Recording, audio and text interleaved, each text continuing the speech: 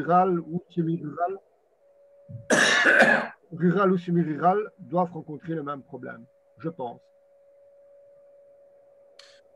Oui, allô? Oui. Oui. C'est assez spécial, mais je crois qu'on le constate un peu dans... Enfin, il ne doit pas y avoir qu'à Marchais. On voit, les promoteurs le savent bien maintenant. Hein. Ils essayent avant d'acheter les terrains, bien sûr, d'avoir une sécurité sur la possibilité d'y construire.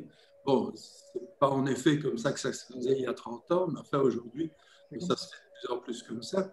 Ce qui a une influence sur le prix du terrain aussi, évidemment, sur le prix auquel on va le revendre, le terrain, parce qu'un terrain à bâtir avec un projet dessus, bon, on ne va pas le laisser partir au même prix qu'un terrain où on ne sait pas finalement si on pourrait construire. Donc, c'est un peu normal que vous viviez ça en marché, mais d'un autre côté, c'est l'évolution. Ça change un peu les habitudes, c'est le moins qu'on puisse dire. Et vous pensez que c'est positif ou que c'est négatif? Ça dépend en fait des projets qui sont présentés. Le problème est que bon, ce sont généralement des terrains pas tellement grands, donc ça fait des lotissements d'à peu près une dizaine d'habitations. Mais ça dépend du promoteur, et les promoteurs qui vont vous faire des donc une dizaine de petites maisons type unifamilial. Ben, ça, c'est intéressant parce que quelque part, ben, bon, ça va inciter les commerces à venir, les écoles à s'agrandir. Mais vous avez d'autres promoteurs qui, eux, ils veulent vous faire des bars. Ouais, ça s'appelle plus des bars maintenant, mais des immeubles à appartements. Alors là, évidemment, le problème de l'immeuble à appartement, ben, on rencontre ben, le problème de la mobilité. Si vous faites un immeuble avec ses appartements, on a beau dire ce qu'on veut, c'est 32 voitures. En marchant, si vous n'avez pas de voiture, ben, vos chances d'aller quelque part sont assez réduites. Des transports en commun, on disait dans les balises, ben oui, ben, il y a en jour de semaine 4 bus et le mercredi 2. En fait, c'est calé sur les heures des écoles. Bon, on n'est pas loin de oui, ben, il faut quand même aller en voiture. Il n'y a pas de... Quelqu'un est tombé. Ouais. Quelqu'un a oublié de couper le micro. Oui. Je peux les couper si vous voulez. Voilà, Non. je les coupe. Non, ça va. Oh, non. Donc, c'est vraiment le problème que l'on rencontre à la CCT à Marchand. C'est cette volonté. En plus, il y a une poussée. Les gens veulent quitter, oui. Les gens veulent venir vivre à la campagne. Et on est bien mis. On est près d'autoroutes, on est près de grandes pénétrantes. Donc, il y a quelque part, les gens veulent venir, il y a une poussée. Rien à faire. Bon, c'est un beau coin, c'est agréable. Avec le Covid, ben, c'était magnifique. Les 3 quarts des habitants de Marchand, le Covid, n'a pas été trop ennuyé. On a des bois autour de chez nous, ça va. Et on voit vraiment cette pression qui arrive, donc cette demande. Alors, les vieilles habitations, ben, elles sont rénovées complètement ou partiellement, mais c'est souvent de nouvelles constructions, ça c'est clair. Merci beaucoup, Hélène. Je peux encore t'ouvrir une perspective différente? Oui, bien sûr. Mais Pierre, est-ce que justement, par la suite, on peut tout à fait se dire qu'au lieu de travailler sur quelque chose d'abstrait qui serait chacun vient dire une chose ou l'autre, c'est vraiment repartir de ces questions et de façon à ce qu'on ait oui, une discussion ensuite qui correspond vraiment à votre actualité. Ces questions-là pour peut-être en faire un autre webinaire sur les questions, sur les réponses aux questions. Enfin, il faudra réfléchir, il faudra qu'on réfléchisse. Oui, oui. J'aurais bien voulu entendre quelqu'un qui est ectopique par rapport à tout ce qu'on a fait, ou du moins sa région. C'est le monsieur Kricher qui vient, Claude Kricher, qui nous vient tout droit de Amoir. Or, Amoir a tout de même une particularité par rapport à la plupart des régions qu'on a entendues jusqu'ici, où c'est tout de même que vous êtes plein d'eau, plein de verre. Est-ce que vous êtes aussi bientôt plein de Hollandais? Ce week-end-ci, on sera plutôt plein de cyclistes dedans, puisque le Tour de Belgique passe, mais je suis président de la CCATM d'Amoir depuis la 2e législature. Donc, c'est vrai que j'ai vu pas mal de dossiers. Et je dirais, ce sur quoi on travaille, parce que je ne vais pas revenir sur ce qui a été émis par l'ensemble des participants avant, mais au niveau de la CCATM, là, actuellement, par rapport aux sujets qui ont été émis, on travaille, nous, sur une charte de convivialité. Et je pense que la charte de convivialité au niveau des CCATM, c'est quelque chose qui pourrait, en tout cas, aider à l'intégration dans des milieux ruraux comme à Moire. En fait, à Moire a plusieurs particularités. C'est vrai qu'on a l'eau, on a le tourisme dedans. Ici, on n'a pas beaucoup de possibilités d'extension au niveau de l'habitat. Et la seule chose qui est une inquiétude pour le moment, c'est plutôt l'évolution de l'acquisition de bâtiments rénovés pour en faire des gîtes. Et ça, je pense que nous ne sommes pas les seuls à Amoir à crier un peu ou à tirer la sonnette d'alarme dedans, parce que c'est un des sujets qui va être important dans les prochaines semaines, mois, années, où un certain nombre de personnes externes viennent dans des milieux ruraux sans en connaître la nature de fonctionnement. On dit toujours en riant le coq qui chante, la vache qui meugle, tout ça, c'est du quotidien à moi. Dedans, on a encore eu des cas dans les journaux il n'y a pas si longtemps pour un petit tracteur qui ratissait un terrain de foot. On est certes d'accord, mais les gens sont vite perturbés pour un oui, pour un non dedans. Et ça, je pense que c'est une particularité qui va aussi se développer avec ces gîtes où on va amener une population à laquelle nous, à la CCAT, on va être attentifs à leur faire respecter une charte de convivialité, seulement pour le bien-être de tout le monde, et des habitants actuels, des habitants futurs et des habitants de passage, puisqu'on devra faire avec dedans. Et deuxième point sur lequel on travaille beaucoup, nous, c'est la mobilité douce.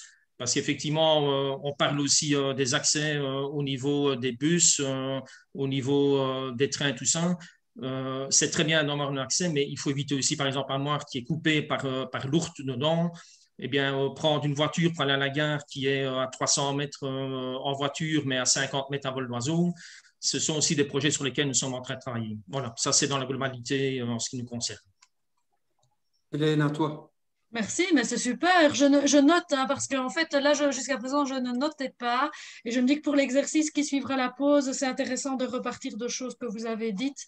En tout cas, la charte de convivialité, c'est donc vous, à la CCATM, c'est quelque chose que vous avez l'idée de mettre au point. Elle est déjà mise au point. Vous en êtes où?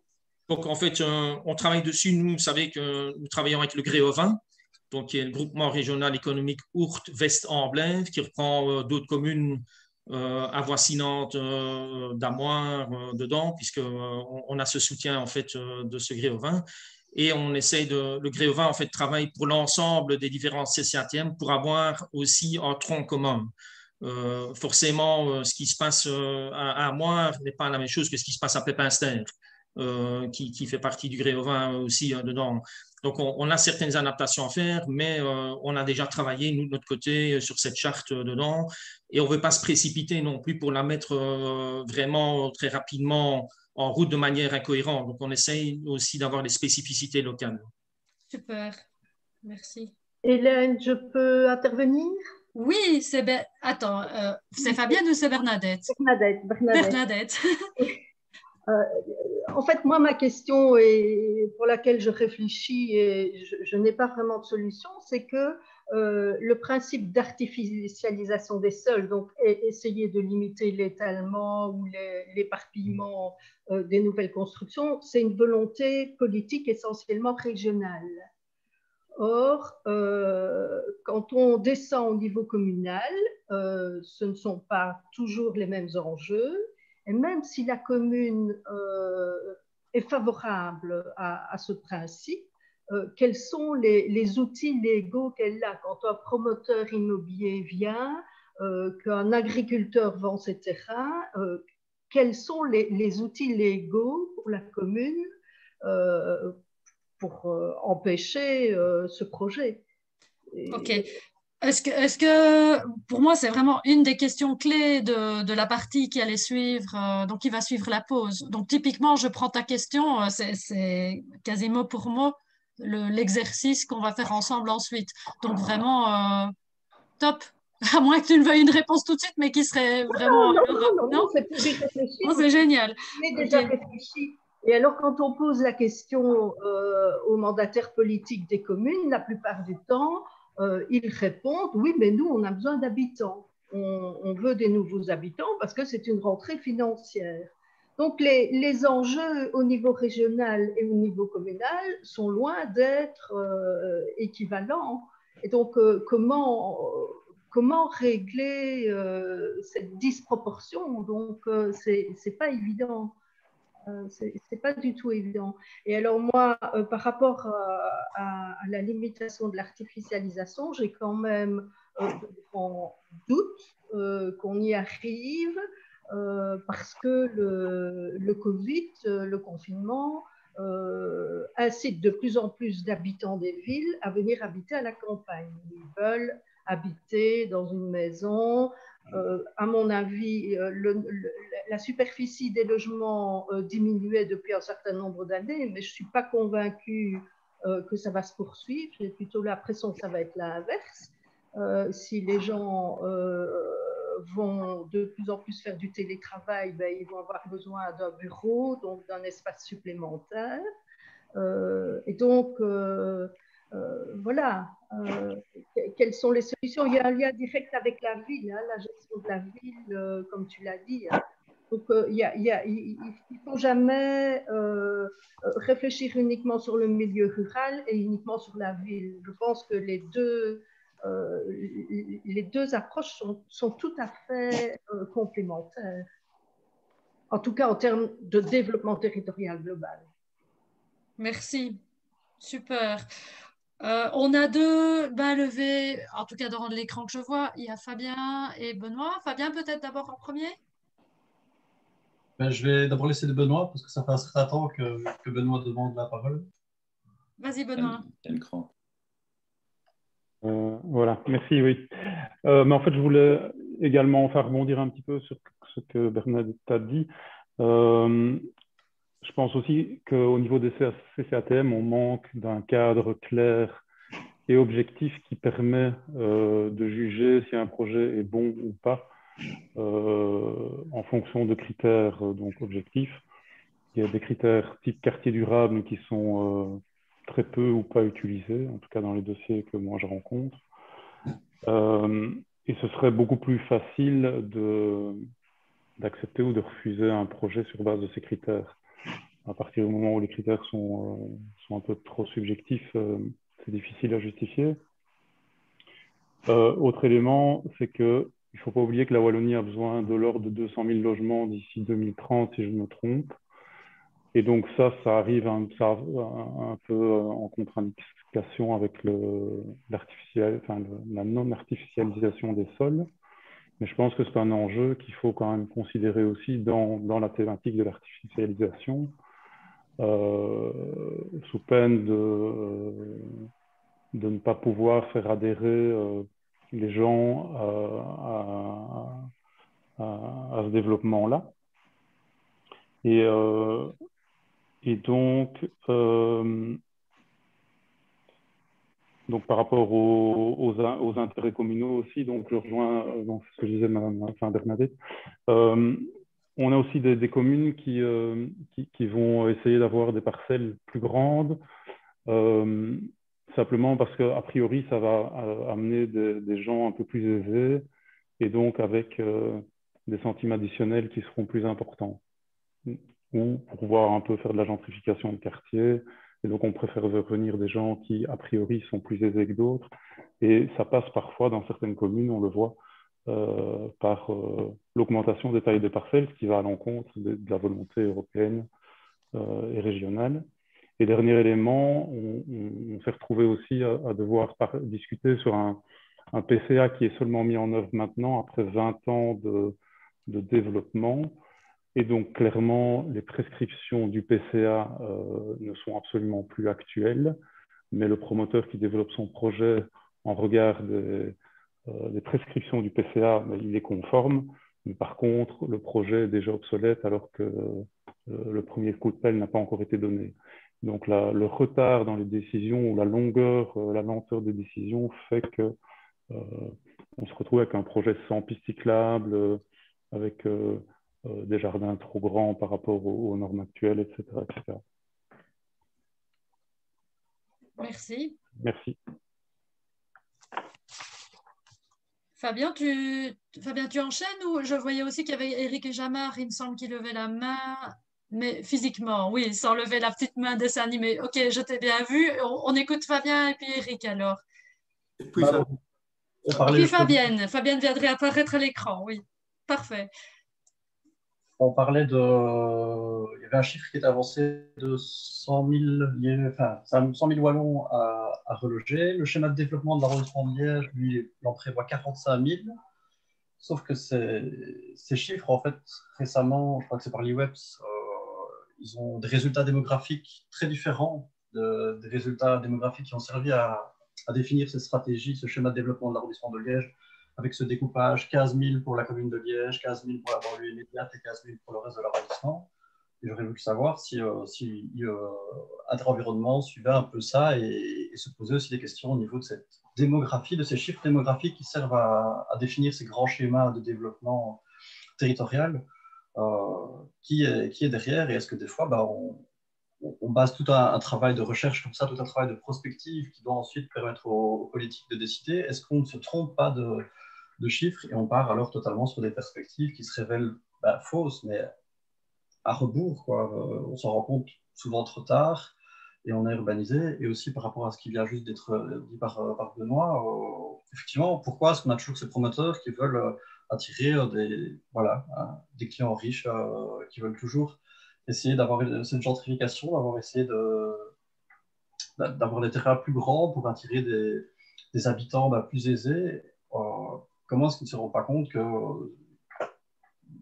faut une mixité, quoi. Comment est-ce qu'on ne retrouve jamais plus, en tout cas on a l'impression, c'est l'impression que moi j'ai, que les promoteurs proposent essentiellement des projets pour des personnes aisées. On a très peu de promoteurs, si ce n'est des promoteurs forcés ou en tout cas des opérateurs publics. Mais le privé ne s'intéresse plus jamais à proposer des projets avec une bonne mixité et avec des niveaux socio-économiques visés pour les habitants différents. Ok. Mais là, je peux techniquement déjà répondre de manière vraiment très concrète et pratique parce que c'est deux questions qui appellent, je crois, des réponses. Si j'y vais, Pierre, mais Pierre, tu peux compléter, évidemment, hein, et toute personne ici peut compléter. Mais quand on pose la question du pourquoi, par rapport à pourquoi y a-t-il donc des manières d'urbaniser qui reposent apparemment sur une façon de mettre les communes en concurrence, de faire des grandes parcelles pour attirer des gens, mais simplement parce que le financement des communes, l'assiette fiscale, tout cela est basé sur la présence ou non de personnes imposables. Je simplifie peut-être beaucoup, mais foncièrement, c'est le cas de le dire, c'est ça la raison. Voilà. Alors ça, c'est une raison qui a en plus été prise à bras-le-corps par des promoteurs qui ont bien senti qu'ils pouvaient proposer des produits. Il y aurait quand même des gens pour les acheter, ces produits. Il faut voir aussi, si on veut creuser vraiment les questions sur le plan financier, sur quel ressort financier ces promoteurs ont-ils les moyens de faire ces projets et de les proposer? Parce qu'il faut bien qu'ils vivent, il faut bien que leur bureau survive dans l'intervalle avant qu'ils n'aient ces projets qui se réalisent et qu'ils aient les pourcentages qui leur reviennent ou qu'ils revendent. Et là, ben voilà, il y a quand même des réalités à vérifier et typiquement, qui sont les fonds de pension ou autres qui font partie des appuis financiers de ces promoteurs. Ce sont des promoteurs qui, outre le fait qu'ils investissent dans des achats et dans des bureaux, ils construisent leurs bureaux d'architecture et d'urbanisme, ils investissent, ils font des investissements financiers aussi, de façon à placer leurs avoirs pour que ça leur rapporte. Et donc, c'est tout un système que ça vaut la peine d'explorer parce qu'on n'en ressort pas spécialement content, mais on comprend mieux. Donc, il y a donc cette toute première approche dont j'ai parlé, qui est l'assiette fiscale des communes. Ça, c'est super officiel. Vous allez sur le site de l'IVCO et vous allez voir plein de débats là-dessus, mais tout le monde n'aura pas nécessairement l'idée qu'il faut changer les choses. Donc, même si on se dit, si c'est ça la raison, alors changeons le financement des communes, il y a aussi une bonne part d'inertie qui va répondre en disant, non, on va pas changer ça. Comment vous le remplacez par quoi, monsieur? Vous le remplacez par quoi, madame? Voilà. Donc, il y a une part entre, effectivement, savoir que c'est ça et comment on opère alors des changements ou pas et à qui on s'adresse pour les opérer. Par ailleurs, par rapport aux statistiques, effectivement, ça fait maintenant environ 14 ans que, en travaillant chez IOE et avant, en m'intéressant à la matière, j'entends parler de ces chiffres où on annonce le nombre d'habitants et ça change très souvent. Il y avait un nombre faramineux, on va dire vers 2009-2010. Et puis le nombre a connu un pic parce qu'il a été officialisé par le ministre Di Antonio. Le ministre Di Antonio, tout à coup, a pris très au sérieux ce chiffre d'environ 300 000 nouveaux habitants. Et il a vraiment pris au sérieux le fait qu'il leur fallait du logement. Et sur ces entrefaites, le bureau du plan avait déjà fait marche arrière et annonçait déjà d'autres chiffres. Mais les choses étaient lancées et il n'y a rien à faire. C'est le genre d'information, le bureau du plan dit un truc, tout le monde baille. Quand le ministre dit un truc et qu'il se lance dedans et qu'il a l'air enthousiaste et qu'il fait « Ah, les canettes !» C'est un autre sujet, mais il l'a fait aussi, ce sujet. Les canettes, on va se mettre à faire une consigne sur les canettes. Paf, ben, ça intéressait les gens. Les gens se disputaient à table, au souper, autour de ce sujet. Tandis que quand c'est le bureau du plan qui sort un truc, non. Et même si le bureau du plan revient complètement et dit non, c'est 150 000 et encore, ce sera beaucoup des gens qui en fait vivent jusqu'à un âge plus avancé. Ce sera beaucoup des gens qui seront venus d'autres pays. Et très peu finalement de croissance démographique pure au sens géographique de natalité, croissance de natalité. Ça va?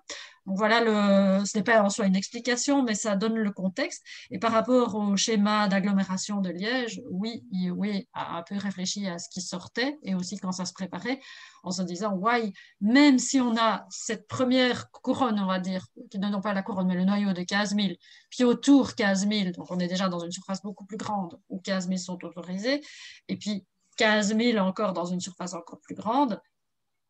Oui, ça ne dit pas encore où ils vont aller, comment ils vont aller là, comment on va construire et pourquoi. Et 15 000, ça reste énorme dans la couronne complètement extérieure. Ça reste juste hallucinant.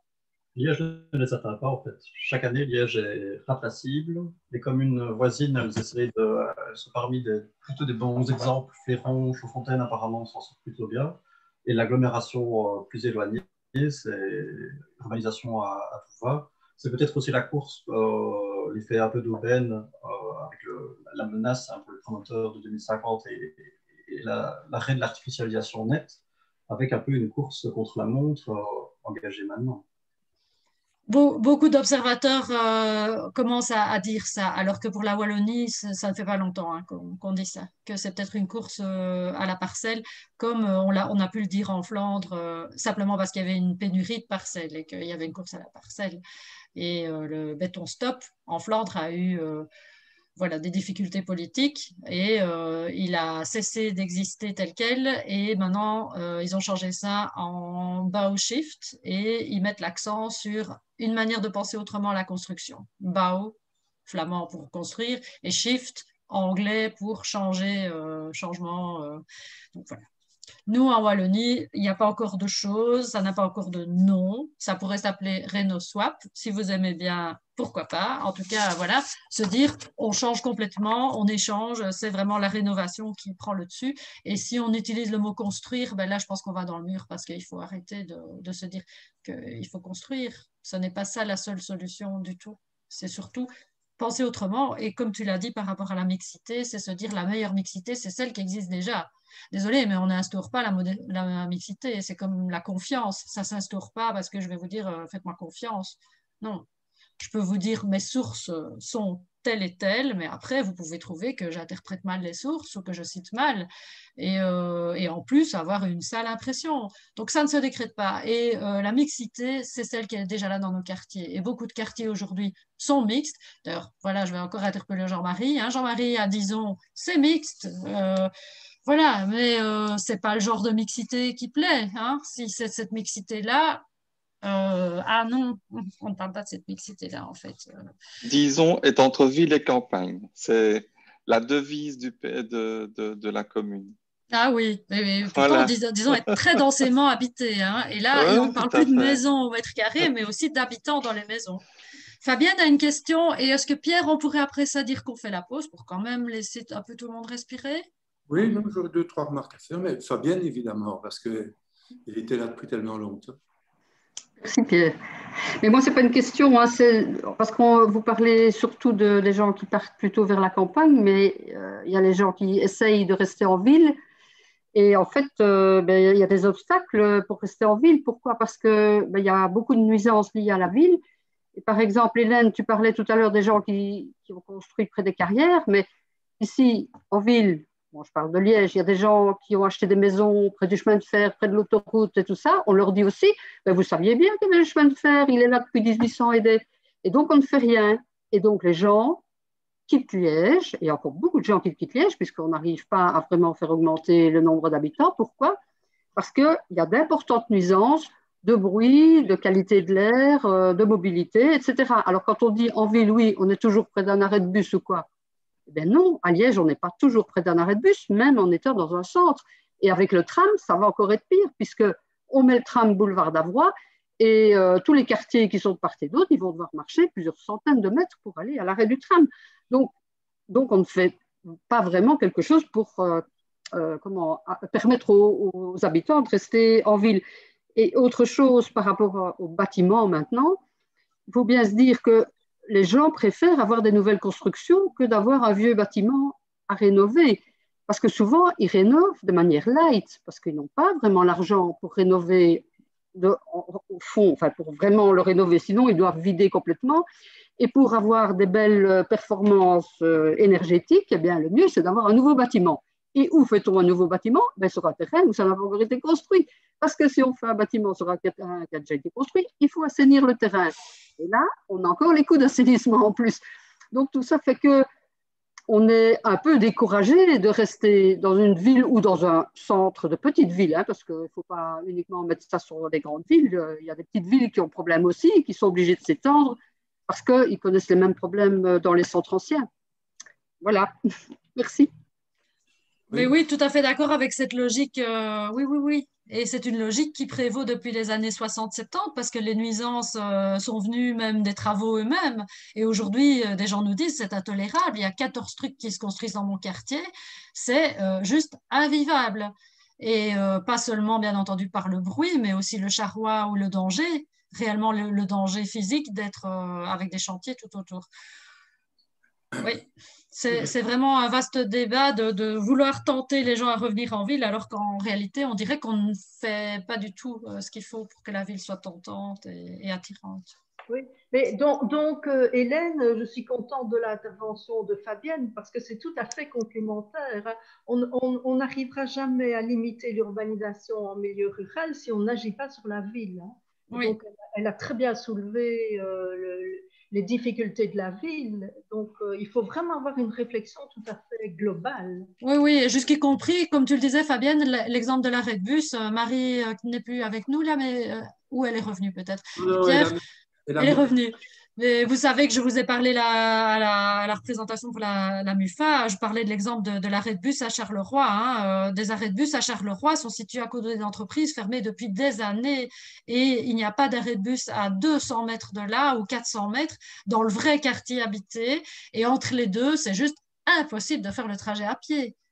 Donc, c'était des arrêts de bus qui servaient pour du personnel qui devait aller dans les entreprises et on les laisse là. Qu'est-ce que ça coûterait au tech de changer ces choses?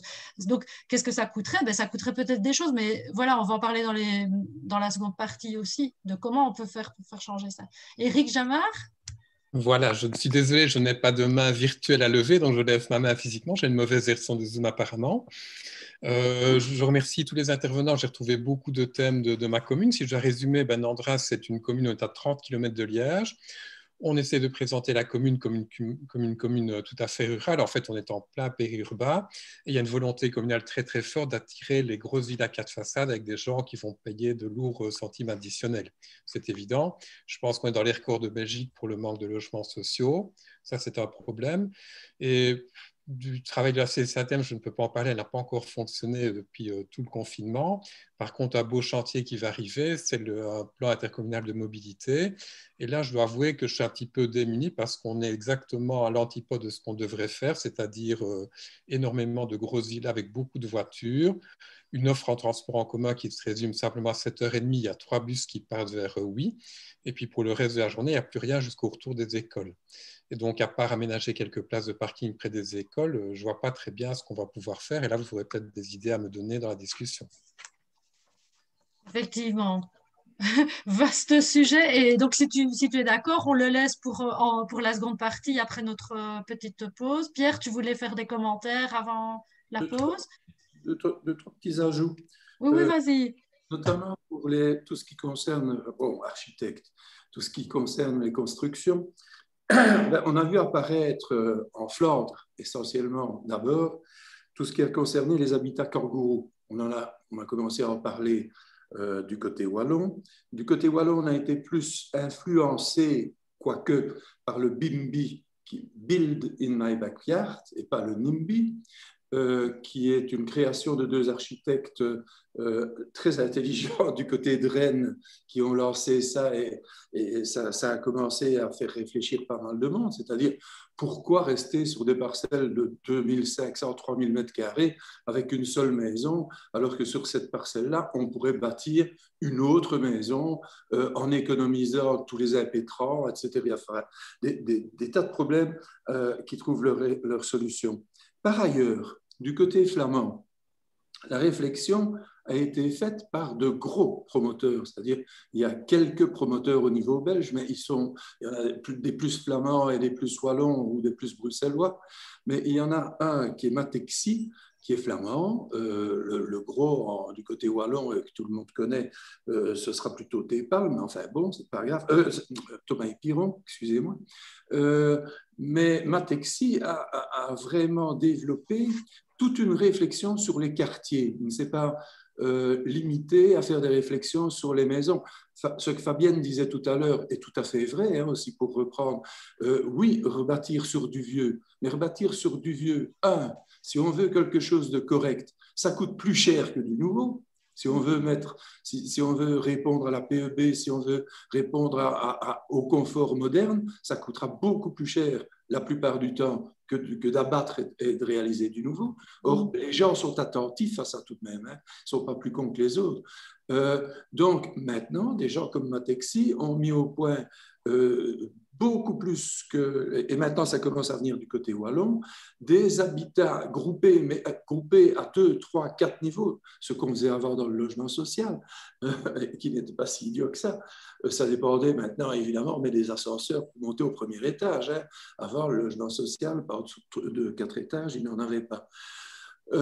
Mais au moins, il y a d'abord ça, le fait de regrouper, c'est-à-dire de dépenser moins de terrain et d'avoir aussi des espaces verts pour les personnes. Et les gens sont tellement, avec le Covid, l'effet Covid, ont été tellement touchés par ça qu'on constate au niveau de la vente des appartements qu'on ne vend plus d'appartements sans avoir une grande terrasse. Dans tous les projets récents, les promoteurs mettent en avant le fait que premier, deuxième, troisième étage, vous avez une belle grande, comme on dit en Belgique, une belle grande terrasse. Eh bien, c'est magnifique et ça se vend. Donc, mais les Flamands l'ont compris et ça commence évidemment de notre côté. Voilà, j'en ai encore quelques autres comme ça, mais je vais me taire. J'attends la suite. Pour bien garder les esprits dynamiques et alertes, est-ce que tout le monde est d'accord qu'on s'arrête maintenant? Parce que je vois que Fabienne a une question encore, mais c'est peut-être sa main, Fabienne, qui n'a pas été baissée, parce qu'il faut baisser sa main quand on a fini. J'ai oublié de la baisser. Ah ben voilà. Est-ce que tout le monde serait d'accord de faire une brève pause maintenant et de se retrouver? Pierre, tu nous donnes l'heure de clôture de la réunion, c'était 5 heures ou 5 heures? C'était 5 heures initialement. Oui, oui. Bien, très bien. Je pense que pour la seconde partie, on peut dire qu'en une demi-heure, c'est plié. L'important, c'est... Oui, oui. Est relativement bonne. On verra bien s'il y a une personne qui a vraiment quelque chose de dirimant à dire. On la laissera parler, hein, il n'y a pas de problème. Mais sinon, que tout le monde est... Dans 5 minutes, il sera à peu près 4h30, il nous restera une demi-heure, et que les personnes ne se privent pas. Et de toute façon, nous avons dans notre idée, Hélène sans aucun doute, comme moi aussi, de prolonger ceci d'une manière ou d'une autre, à laquelle on va réfléchir, Hélène, si tu le veux bien. Oui, voilà, exactement, tout à fait, Pierre, tu me prends les mots et tu as très bien dit ça. Effectivement, aujourd'hui, on peut se permettre de finir à 5 heures parce qu'il va y avoir d'autres choses et que Exactement. tant mieux si ça laisse un goût de trop peu. Rendez-vous à 16h30 à chacun d'entre vous et on ne coupe rien. Vous pouvez couper vos micros, vos caméras, mais simplement la conférence n'est pas coupée en tout cas et l'enregistrement non plus, donc désactivé si vous voulez rigoler un bon coup. Merci. À tout à l'heure. Tout de suite.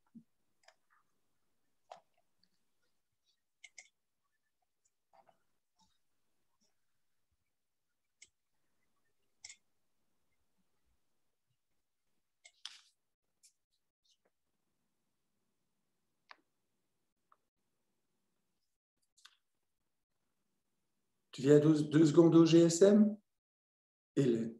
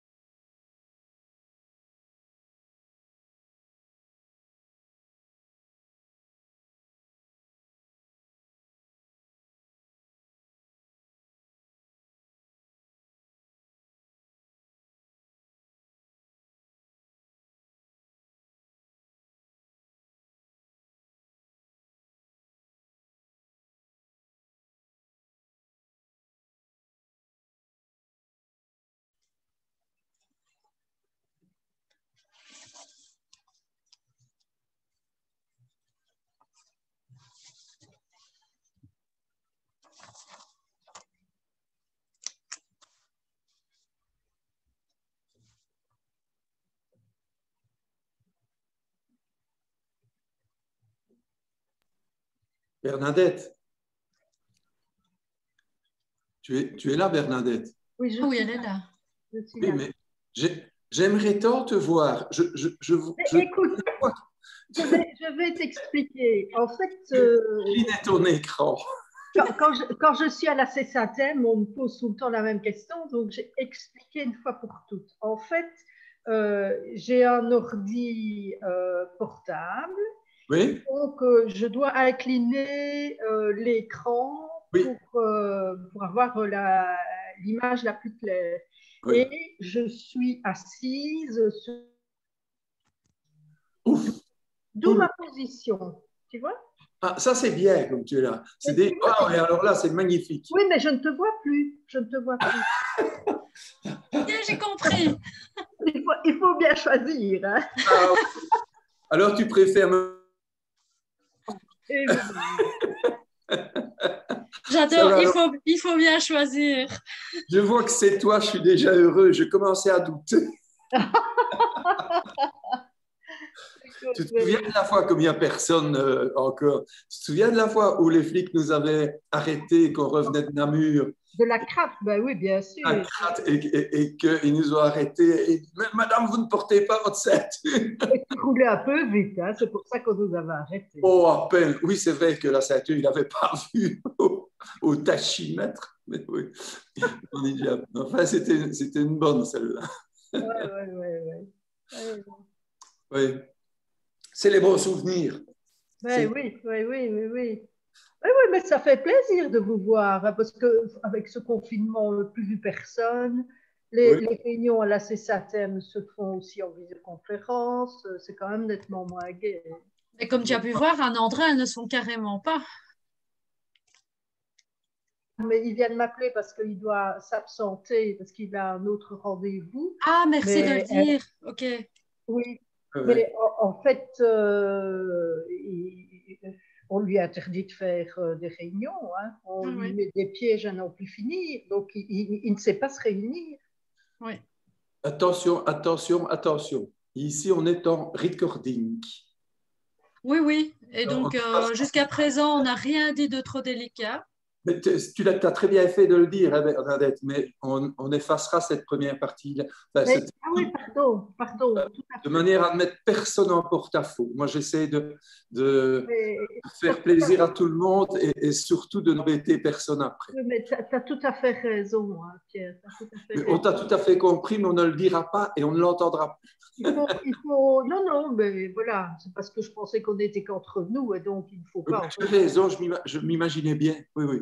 Il ne faut pas enregistrer, évidemment. De toute façon, il y aura 2 fichiers puisqu'on était avec une coupure importante qui a fait que je me suis retrouvée avec un fichier qui est en train maintenant d'être converti, donc qui sera déjà converti à la fin de la réunion. Et celui où on est maintenant en train de parler, là, ça c'est un second fichier. Oui. Tu peux couper et remettre maintenant si tu veux. Comme ça, tu auras 3 fichiers, tu auras un petit fichier au milieu que tu jetteras. Mais non, je n'aurai pas de petit fichier au milieu que je jetterai. Ça veut dire que c'est la fin de ce fichier-là qui sera... Mais on peut faire ça. Je me tais. Mais ça veut dire que je dois éjecter tout le monde. Hein. Je me tais. Oui, OK. Ça risque que je doive jeter, oui. Vous avez bien entendu que je n'ai pas non plus cité ma commune. Hein. Oui, non, du tout. Et on n'a pas cité non plus la commune de la personne, non, de toute façon. Pour le moment, on est resté dans la délicatesse et c'est très bien ainsi. Monsieur Lison, Marc, une question.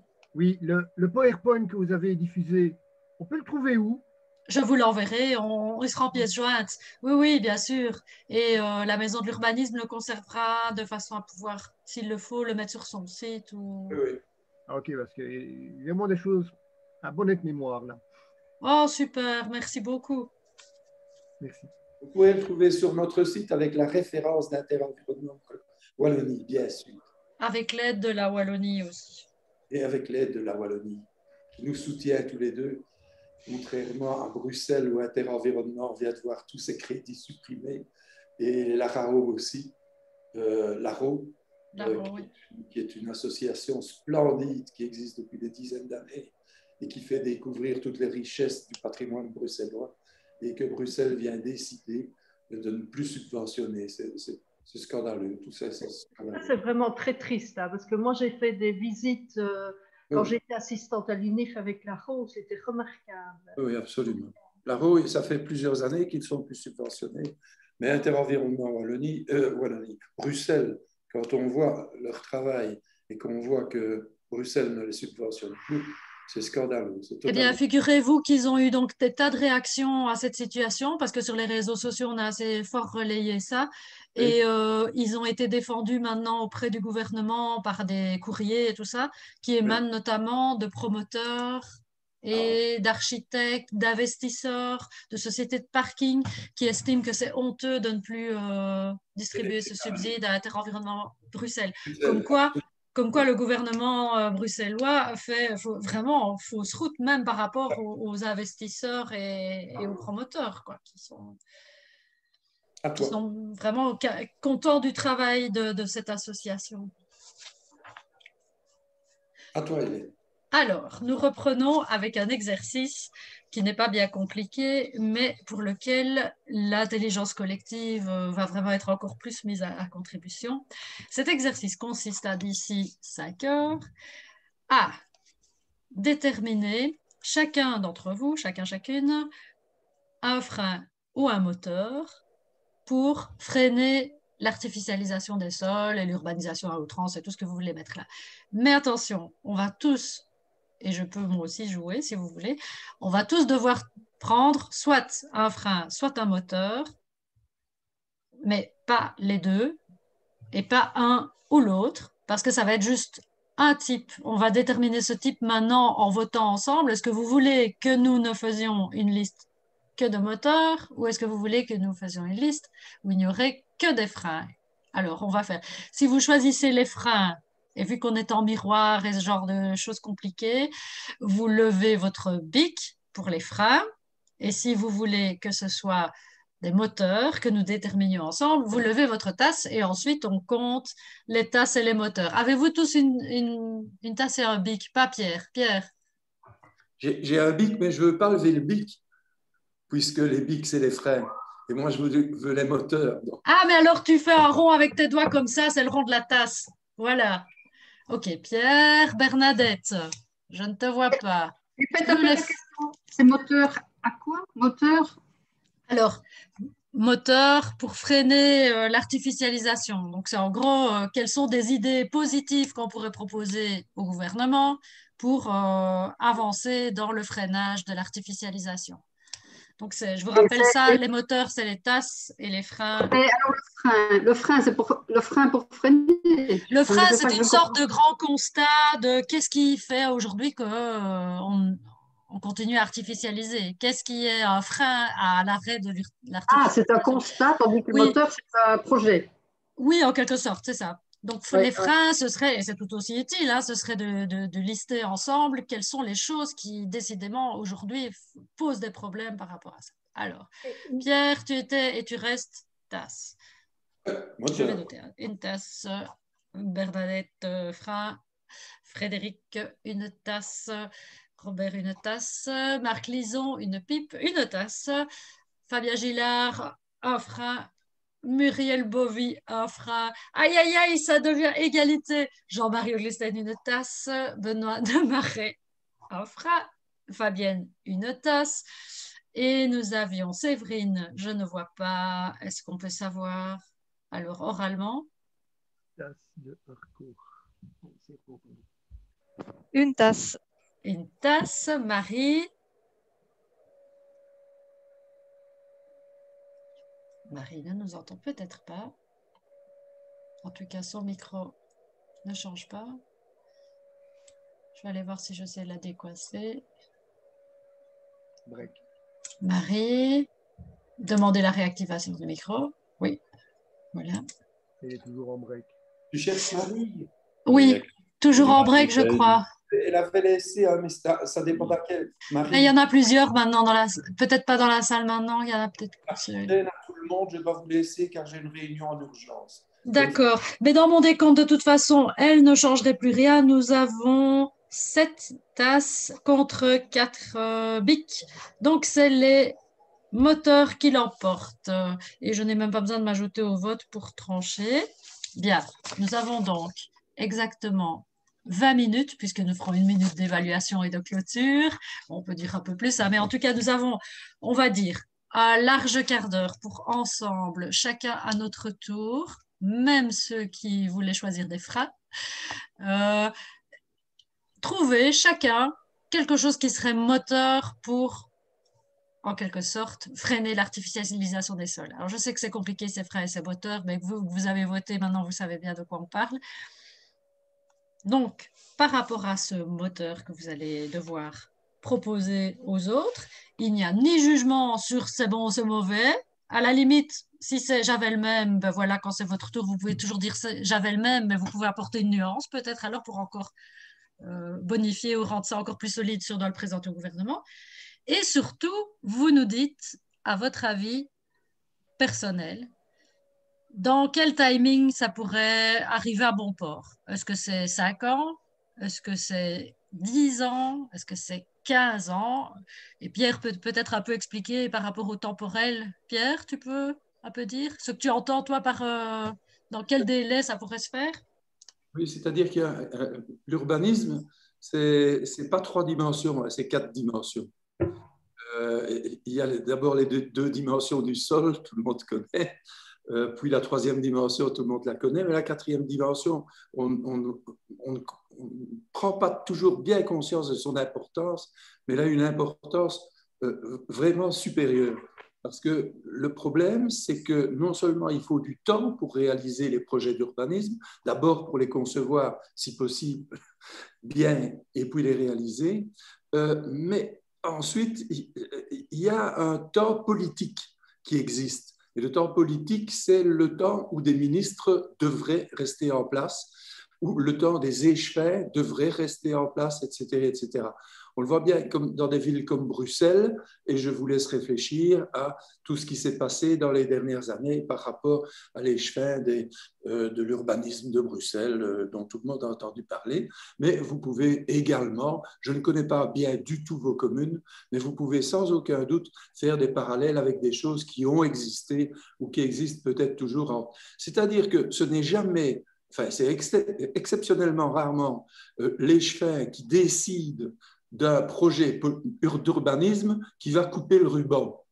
Et ça, c'est tout de même des choses qui sont peut-être non motivantes pour un échevin qui sait qu'il va faire un très beau projet pour le suivant.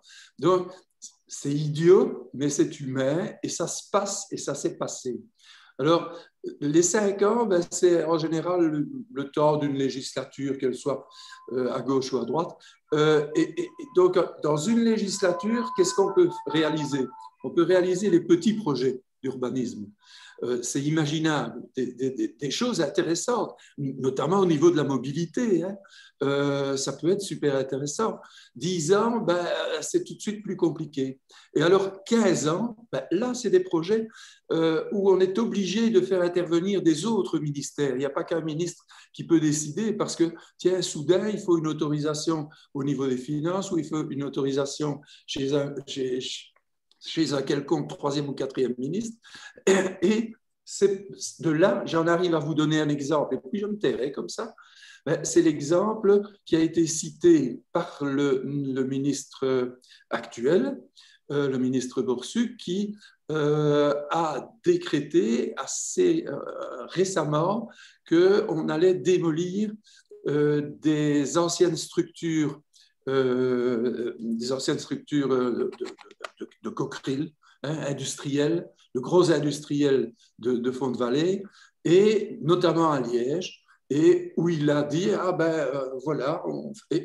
Alors, c'est un peu idiot, mais 15 jours après, il y avait déjà des groupements qui disaient que oh, ce serait si beau de le garder. Donc là, je n'en parlerai pas parce que ce serait dans les frais, mais vraiment l'acte posé par un homme politique qui veut faire avancer les choses alors que ces structures sont là depuis 20 ans à ne pas fonctionner et à ne pas arrêter d'empastrouiller la vallée, là, il a pris une décision politique, à mon avis, très importante pour le bon avancement de la réflexion. J'ai fini. OK. Donc, chacun d'entre nous, et on verra si moi j'en propose un aussi, hein, mais en tout cas, on va faire le tour. Et je note, on est enregistré, vous pouvez aussi prendre note, sachant que vu que les freins vous intéressent aussi, et notamment peut-être des freins type, tiens, la fiscalité, elle est complètement mal foutue, on peut vraiment envisager, on l'a dit avec Pierre, hein, une autre fois, on se revoit sur ce sujet-là en particulier ou sur plusieurs sujets. Alors, c'est parti et je vais au hasard. Marie. Ah oui, c'est Marie qui n'était pas là. Muriel. Muriel, es-tu prête à donner ton moteur? Oui, hein. Attendez. Allô? Oui. Oh. Oui. Bon, écoutez, il y a mon ordinateur qui bug à ce moment-ci, évidemment. Mais on t'entend bien. Moi, je m'étais dit que réaliser une charte urbanistique. Vous m'entendez toujours? Super bien, oui. Oui, parce que moi, l'image est bloquée, donc voilà. Donc, une charte urbanistique avec les grandes lignes de conduite au niveau architectural, avec des superficies par rapport à la superficie du terrain ou aux besoins de la population, des superficies.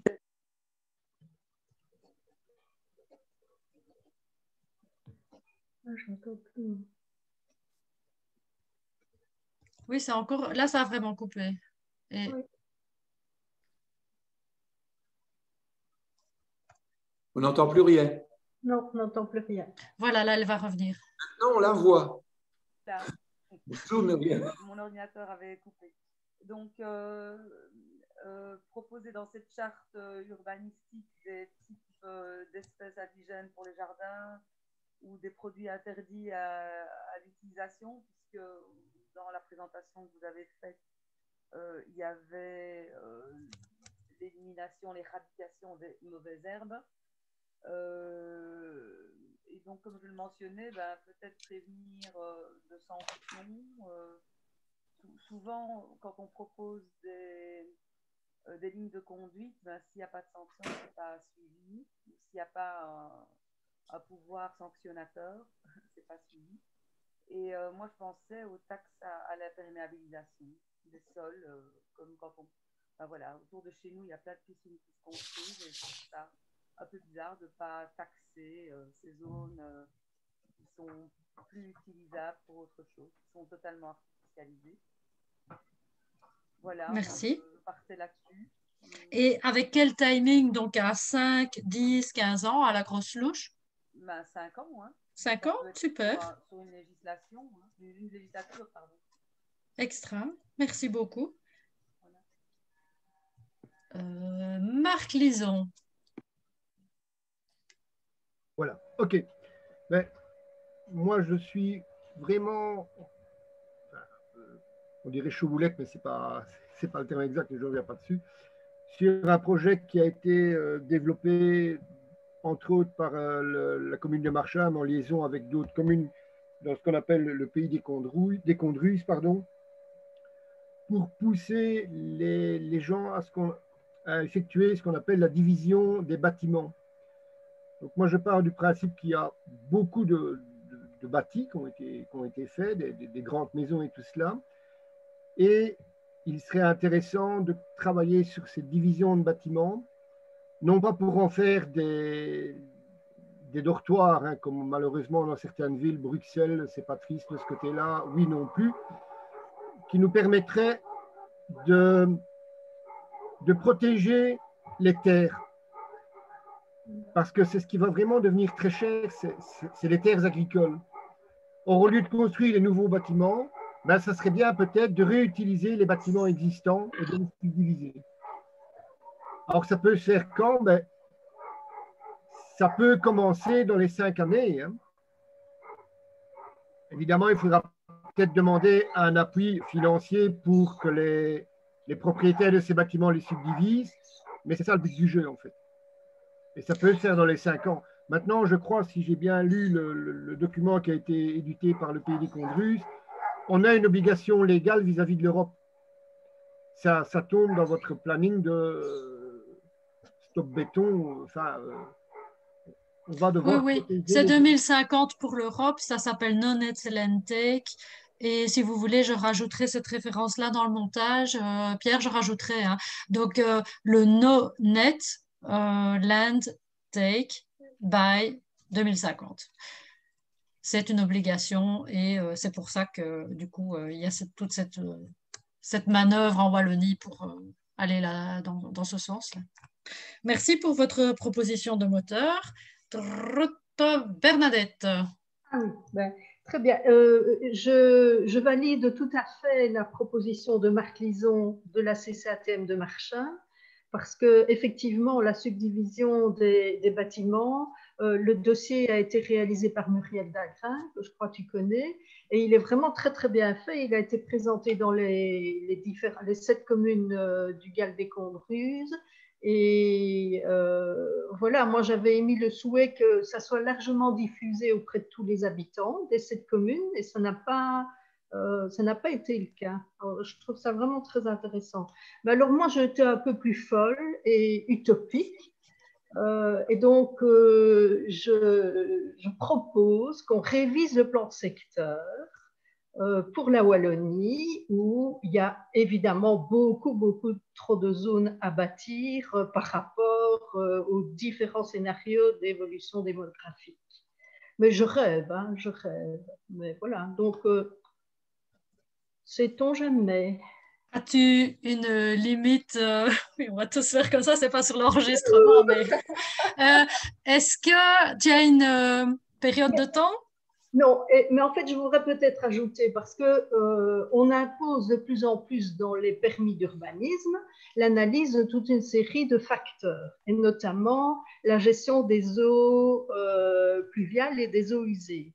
Or, c'est le cas dans ma commune actuellement, à plusieurs reprises, on n'interdit pas la construction dans les zones de ruissellement élevé, dans les zones inondables. Et donc là, ce serait peut-être une manière de limiter l'urbanisation dans ces zones-là. Et il y a X années, c'était au début de la CPDT, il y avait des études qui avaient été menées sur les contraintes à l'urbanisation. Oui, tout à fait. Le plan de secteur revu à travers toute une série de contrats, 2015 avec Pierre Barthélemy ou je ne sais plus. Oui. Avec Ivana. Et donc, au vu des changements climatiques, des risques d'inondation de plus en plus élevés, je crois qu'il y a suffisamment d'éléments qui sont là pour limiter de manière rigoureuse l'urbanisation. Mais... OK.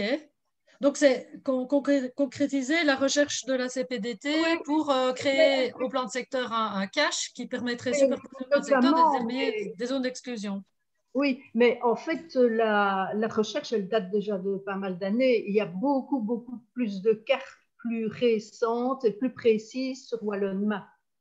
Absolument, et plus de cas d'inondation qui font que c'est encore aggravé. Les zones d'exclusion sont plus nombreuses si on considère que c'est des carrés à superposer. Merci Bernadette. Est-ce que tu as un timing? Je rêve. Je ne sais pas te le dire. Ok. Bon, mais si tu rêves vraiment très fort et que c'est un rêve super gai, c'est combien d'années? Écoute, je rêve de ça depuis les années 70. Donc, Eh bien, on dit que c'est à 5 ans alors et que ça s'active tout de suite. C'est un rêve, hein? Oui, c'est un rêve. Bon, moi, sur l'écran suivant, j'ai Frédéric Van de Velde. On t'écoute.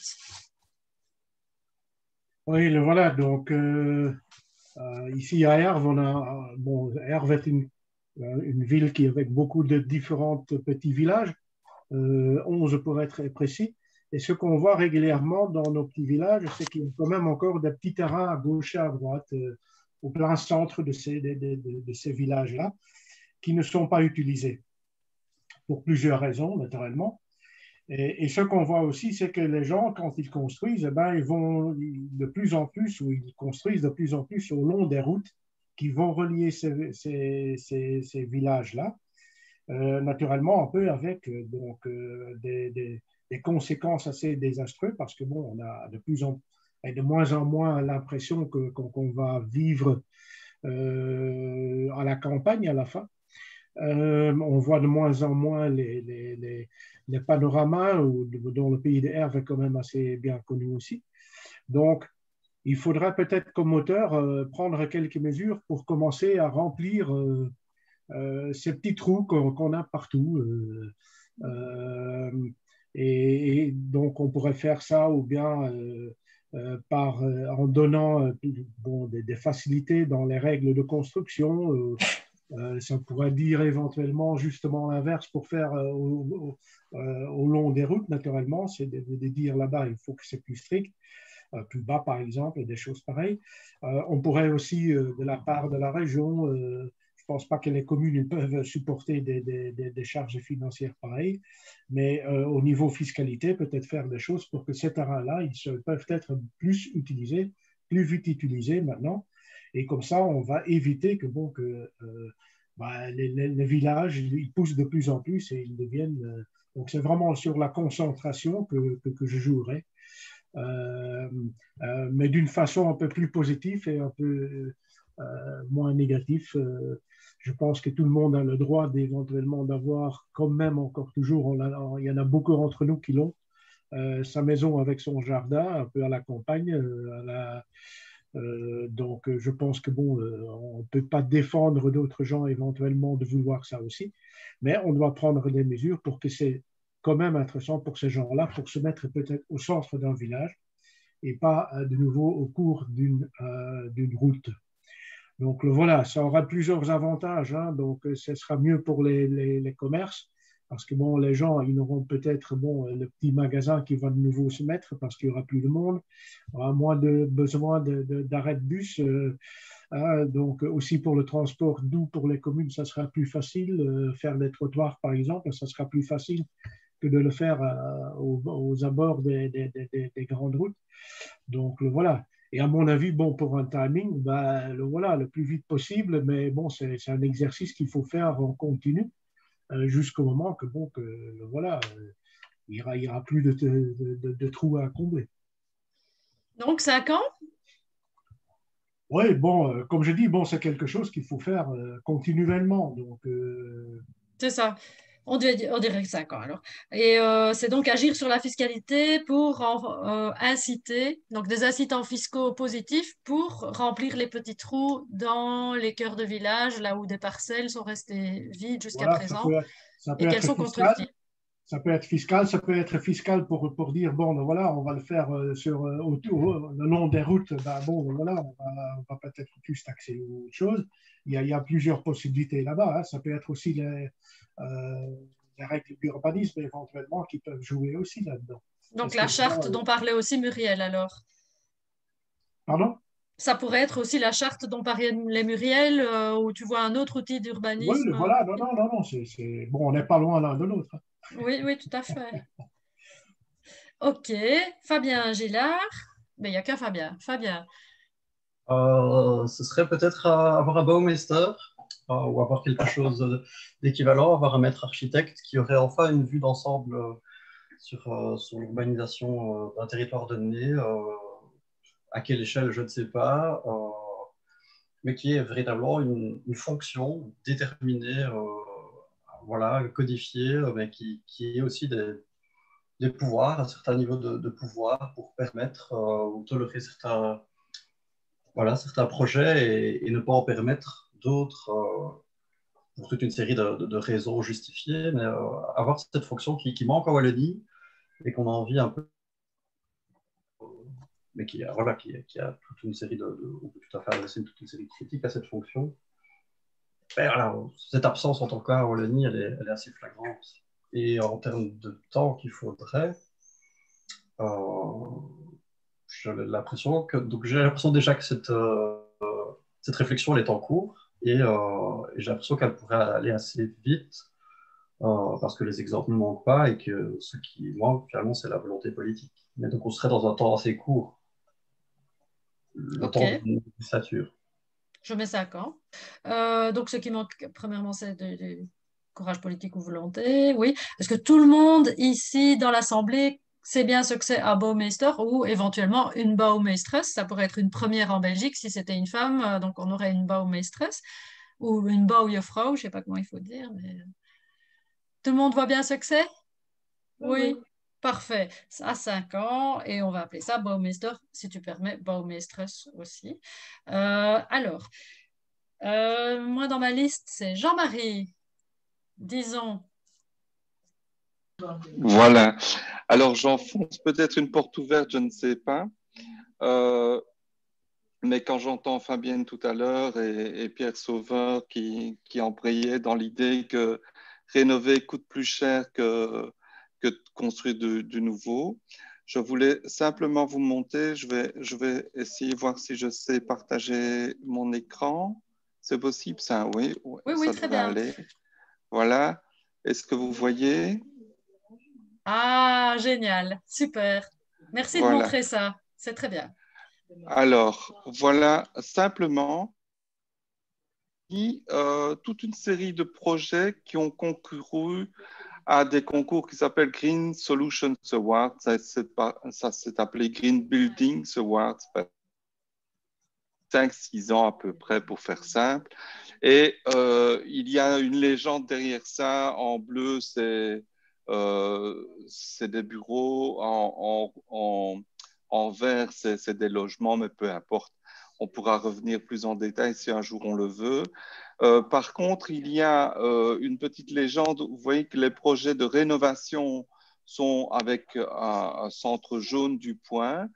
Et on a donc dans le graphique ici, donc on a la consommation d'énergie primaire qui est en abscisse et on a le coût de construction, on va dire, ou de rénovation, si vous me le permettez, parce qu'on n'a pas nécessairement le dernier carat du coût annoncé par les auteurs de projet. Mais ce que je vois, c'est que le meilleur projet, bien sûr, c'est un nouveau bâtiment positif. Ça, on est tout à fait d'accord.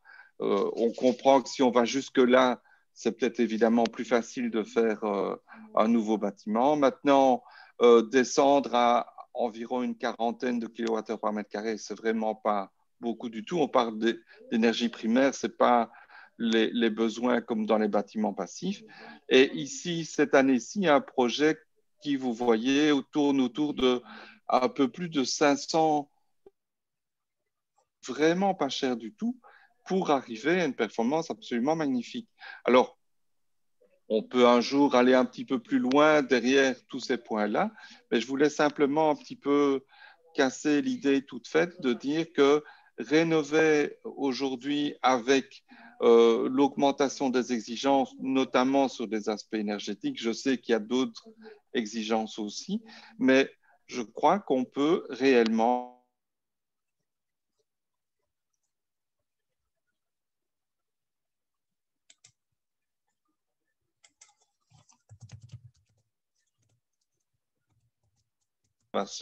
sûrement pas, mais tout n'est pas nécessairement beaucoup plus cher ou beaucoup plus compliqué. Voilà ce que je voulais vous montrer en support, on va dire, de mon intervention. Voilà. J'essaie de revenir à l'écran.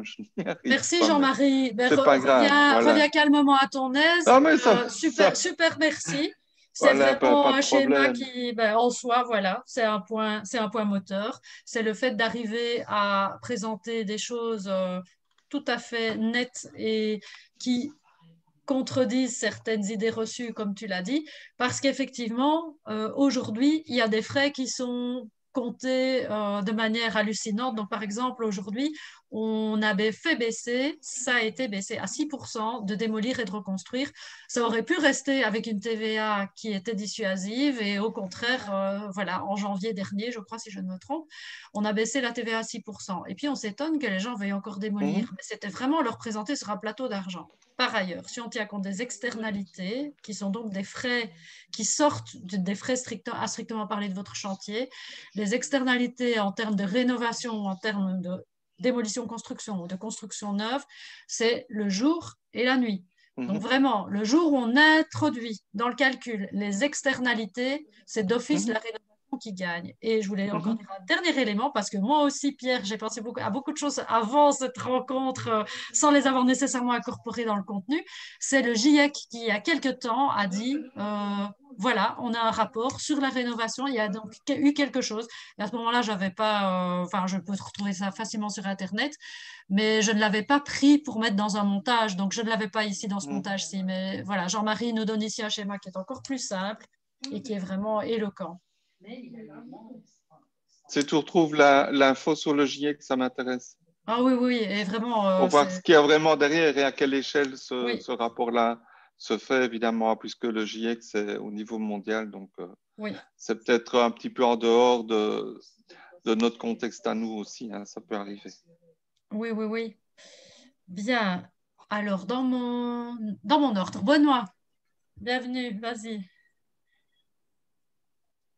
Oui, alors je voulais juste rebondir sur le plan de secteur, parce que je pense que tout le monde est assez d'accord. Si vous pouvez modifier ça, ce serait...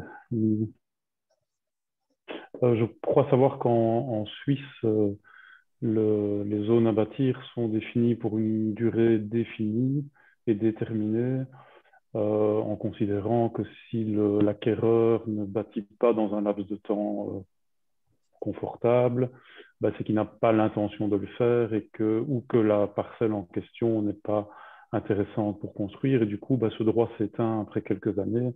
Et donc, c'est peut-être quelque chose qu'on pourrait envisager ici. Ça permettrait de conserver le droit qu'ont les gens qui disposent d'un terrain à bâtir de le faire s'ils le souhaitent, dans un délai de 15-20 ans, par exemple.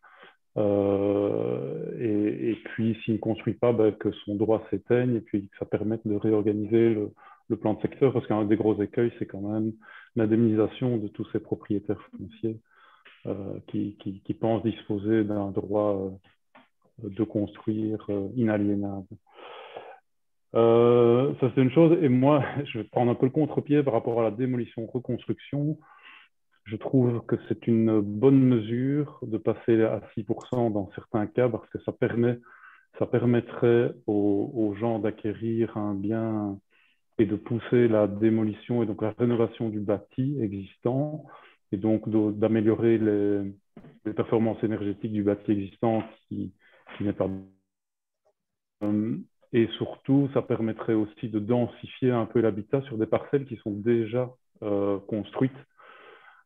Et donc là, au regard de la définition de l'Europe, on n'artificialise rien puisque cette zone est déjà un jardin privé et déjà une zone artificialisée, un jardin d'agrément. Et donc, bah, si de ce jardin, on en fait non pas un logement, mais 2, 3, 4 ou 10 en fonction de la parcelle, bah, là, je pense que sans trop nuire, enfin, sans augmenter l'étalement urbain, ben, on arrive à fournir du logement, donc augmenter la densité et fournir du logement. Donc pour moi, c'est une bonne mesure. D'accord. Donc ta proposition, ce serait de dire les zones à bâtir où on ne construit pas seraient liées à un droit qui s'éteindrait. C'est ça la proposition? C'est ça, oui. OK. Faire comme en Suisse, donc. OK. Très bien. Et à combien d'années?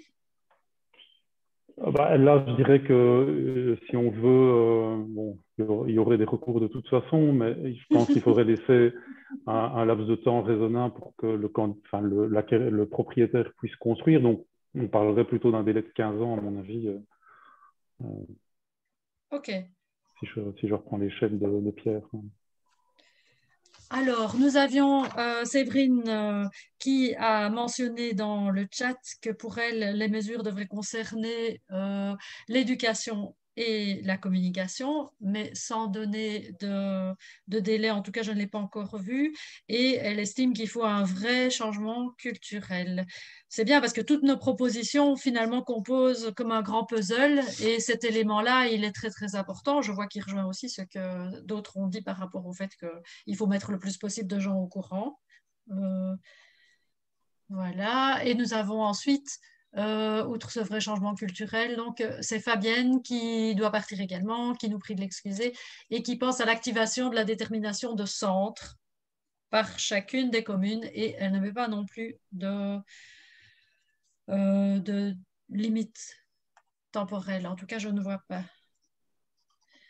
Bien, alors nous avons Fabien, Muriel, Marie. Eh bien, on a fait le tour, à moins que... Non, Marie, si Marie est là, Marie, peux-tu intervenir maintenant ou est-ce que tu es juste... Oui, je suis là. Ah, super, super, vas-y. Désolée, mais c'est un peu compliqué. Il faut gérer un peu tout en même temps.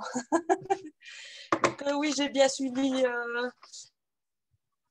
Ce serait pour une révision du plan de secteur aussi et d'avoir peut-être un outil, parce que bon, la révision du plan de secteur, je crois qu'on peut encore y rêver longtemps, c'est d'avoir peut-être un outil qui permettrait de contraindre la construction ou non sur certaines parcelles. Ok. Et donc, je rejoins un petit peu ce que Bernadette Vauchel disait, que ce serait, voilà, par exemple, interdire de construire en zone inondable ou interdire pour une raison X ou Y, évidemment bien, enfin, qui est justifiée, hein, de pas objectivable, oui. Oui, donc parce que nous, sur notre commune, donc moi je suis CATU, hein, je ne suis pas présidente de CCATM ou quoi que ce soit, mais on a eu un cas où il y avait une contrainte naturelle qui empêchait la construction sur une parcelle. Et donc, au départ, en tout cas, avec les informations qu'on avait, on l'avait déclaré comme non.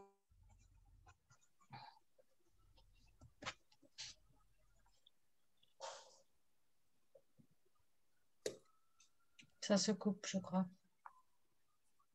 Marie, si tu nous entends, ça s'est coupé. Oui. Et donc, bah, voilà, donc ce serait d'avoir un outil pour contraindre la construction ou non. Et c'est vrai qu'avec, enfin, moi, je ne connais pas d'outil pour dire vous n'avez pas le droit de construire alors que vous êtes en zone d'habitat à caractère rural. Oui. Et donc là, en tant que commune, c'est très compliqué d'aller dire ah ben non, vous ne pouvez pas y construire, quoi. Tout à fait, oui.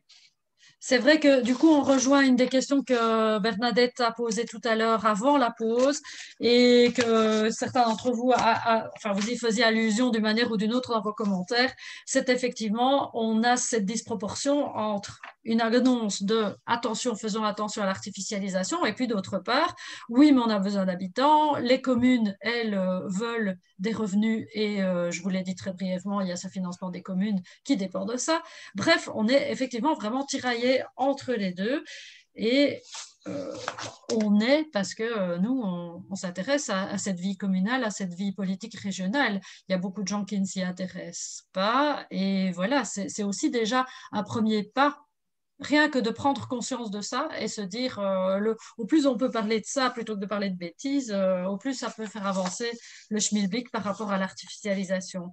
C'est une question vraiment, effectivement, culturelle et de conscientisation. Et là, peut-être, je prévois déjà, en quelques mots, la conclusion. En tout cas, ce sera la mienne. Et après, c'est Pierre qui reprend le micro. Mais vraiment, cette question de culturellement d'oser parler de ces choses-là et pas nécessairement être tous d'accord tout de suite, ni même jamais, mais en tout cas en parler et s'augmenter la culture respective les uns des autres sur ce sujet-là.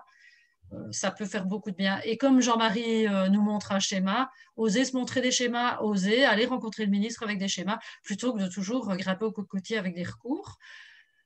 Je ne suis pas pour encourager les recours. Ça fait travailler les avocats, c'est sûr qu'ils ont besoin de travail, mais ça fait aussi beaucoup de tort aux gens qui essayent d'introduire des recours et puis qui se retrouvent complètement démoralisés ou sans argent ou dégoûtés tout simplement parce que leur recours est irrecevable.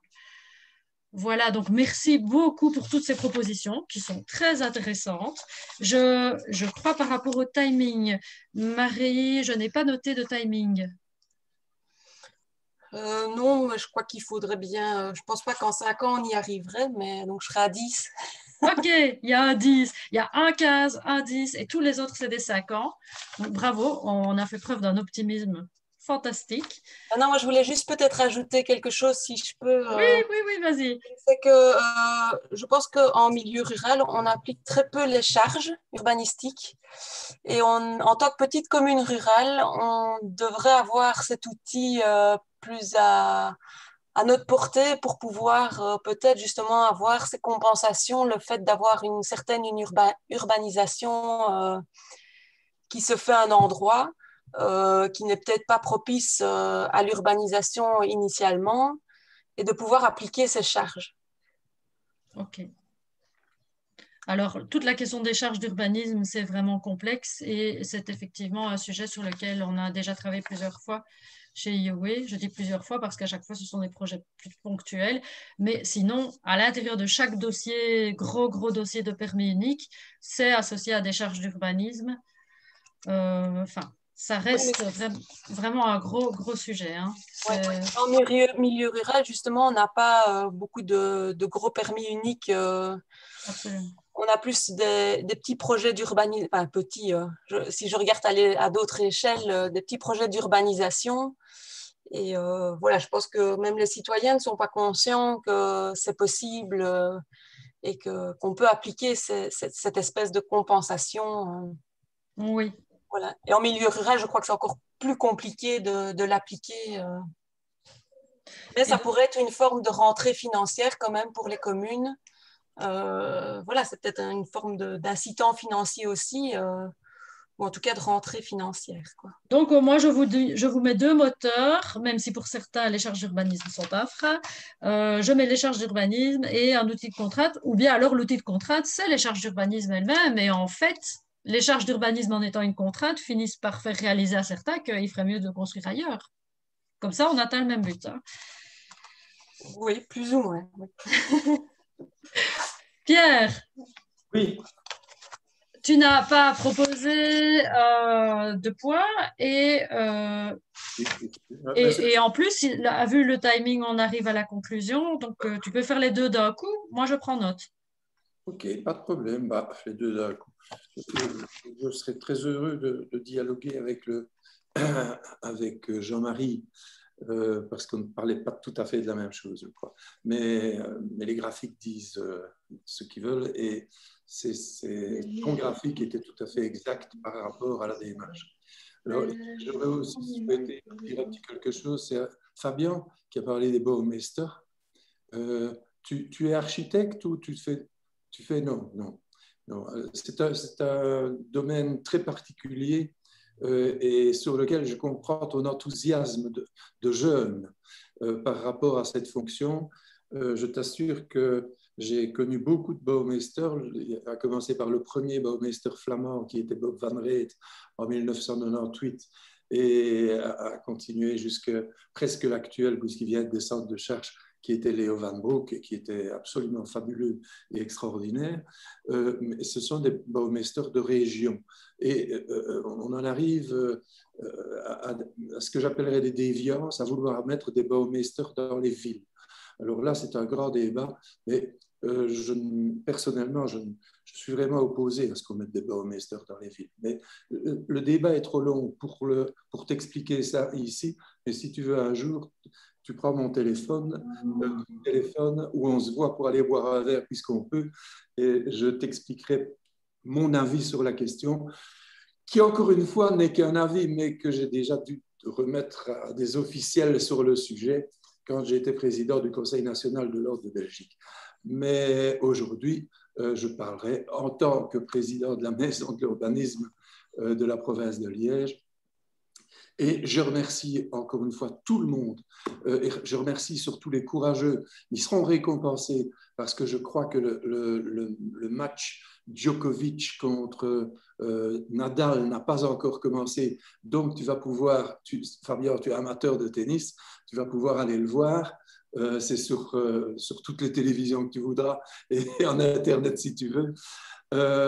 Et je remercie de toute façon tout le monde parce qu'il y a eu de très bonnes participations, je trouve, et de très bonnes idées. J'espère qu'Hélène pense la même chose que moi. Ah oui. Non, mais on est gâtés. Hein. Moi, oui, vraiment. Et je suis contente qu'il y ait un enregistrement parce qu'il y a beaucoup de choses qui ont échappé à la prise de notes.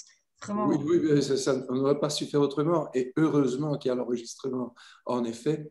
Alors, je vous donne personnellement rendez-vous aux autres... évidemment aux autres animations de la Maison de l'Urbanité. Nous avons un site web qui est plein d'idées, de tas de choses. C'est maisondelurbanité.org, c'est un org. Et vous allez tomber sur toutes les animations qu'on fait depuis des années. Et vous pourrez aller vous demander, tiens, oui, mais ça pourrait peut-être m'intéresser. De toute façon, quelque chose qui risque de vous intéresser, c'est ce qui va sortir du cerveau d'Hélène et peut-être aussi un peu du mien, et qui va essayer de continuer, appelons ça intelligemment pour tout le monde, parce qu'il y a de l'intelligence première dans tout ce que j'ai entendu aujourd'hui, pas primaire, hein, première. Donc, je ne doute pas que ce serait très intéressant d'approfondir certaines choses qui ont été dites, certaines pistes qui ont été données, certaines réflexions qui m'ont déjà fait réfléchir, Hélène aussi. Voilà, je terminerai là-dessus. Je vous remercie beaucoup. Je remercie Interenvironnement Wallonie et Hélène de nous avoir gratifié d'un support super. Et pour le reste, je vous donne aussi rendez-vous sur les autres activités que nous organisons. Voilà, Hélène. Merci. Est-ce que peut-être, avant de se dire vraiment tous au revoir, parce que je crois que c'est le moment, simplement par rapport à l'évaluation de ce beau morceau de journée que nous avons parlé ensemble, est-ce que quelqu'un souhaite s'exprimer au-delà de juste se dire au revoir et est-ce que vous avez des remarques alors peut-être à faire qui pourraient servir pour la suite? Moi, je crois que c'était vraiment très, très bien. L'idée de l'exercice après la pause, je trouve que c'est une super idée parce que sinon, on a parfois tendance à un peu ronronner dans la suite des questions-réponses. Je trouve que c'est une façon d'un petit peu relancer la participation de tout le monde. Donc, génial. Moi, je trouve que c'était très, très bien. Merci, Jean-Marie.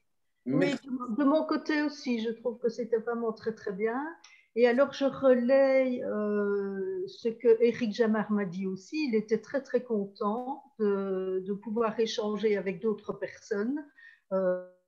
Fait isolé dans sa commune, ça lui a fait vraiment beaucoup plaisir de pouvoir échanger et écouter ce que les autres vivent dans les communes avoisinantes.